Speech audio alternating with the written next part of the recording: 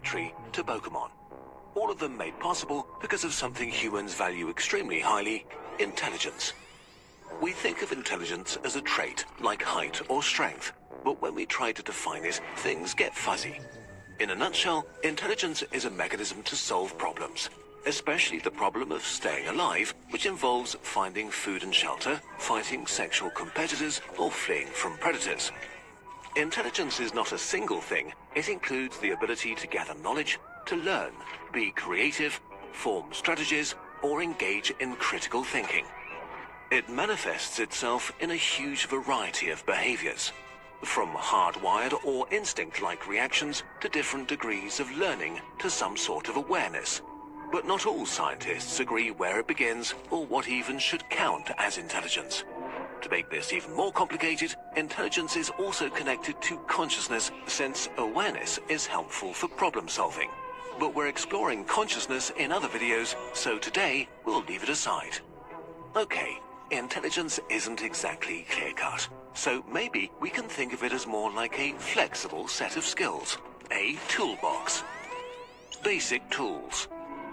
The most basic tools in the intelligence toolbox are the ability to gather information, to save it, and to use it to learn.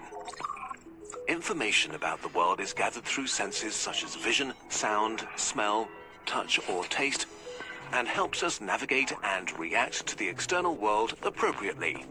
But living things also need to keep track of the state of their own bodies, monitoring things like hunger and fatigue. Information is the basis of action for all living things, and without it, you're at the mercy of your surroundings, unable to react appropriately or flexibly.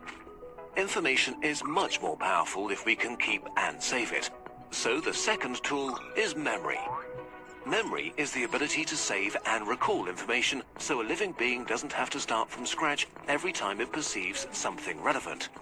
Memories can be about events, places, and associations, but also behaviors like hunting or foraging methods. Some of these, like flying, have to be repeated over and over until they're mastered. This is what we call learning, the process of putting together a sequence of thoughts or actions. Basically a string of repeatable behaviors that can be varied and adapted. These three tools enable seemingly stupid creatures to act in surprisingly intelligent ways. The acellular slime mold, which is basically just a single huge slimy cell, shows behavior similar to an animal with a simple brain. When put in a maze with food at one end, the slime mold explores its surroundings and marks its path with slime trails, sort of smearing memories on the ground. As it continues exploring, it avoids the marked pathways and finds its way to the food. Instead of blindly getting stuck in dead ends, the slime mold adapts its behavior to save time and effort. This behavior is hardwired, and scientists can't agree if that's intelligent, although it does give the slime mold a certain advantage. Bees are an example of more adaptive smart behavior. Scientists trained bumblebees to move a colored ball into a goalpost for a sugar reward. Not only were the bees very skillful at this behavior, which isn't natural to them, they got more efficient over time. When several balls were available, bees chose the ball that lay closest to the goal, even if it was a different color than the ball they were trained with. For more challenging problems, we need even more flexibility. Fancier tools.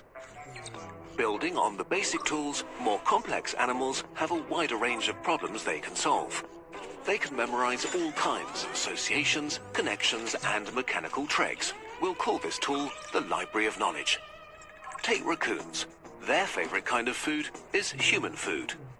Their approach to getting hold of such treats depends upon an assortment of theoretical and practical skills that makes them master burglars, able to open windows or pick locks. In a study, raccoons were given boxes secured with different kinds of locks, like latches, bolts, plugs, or push bars. They needed less than 10 attempts to figure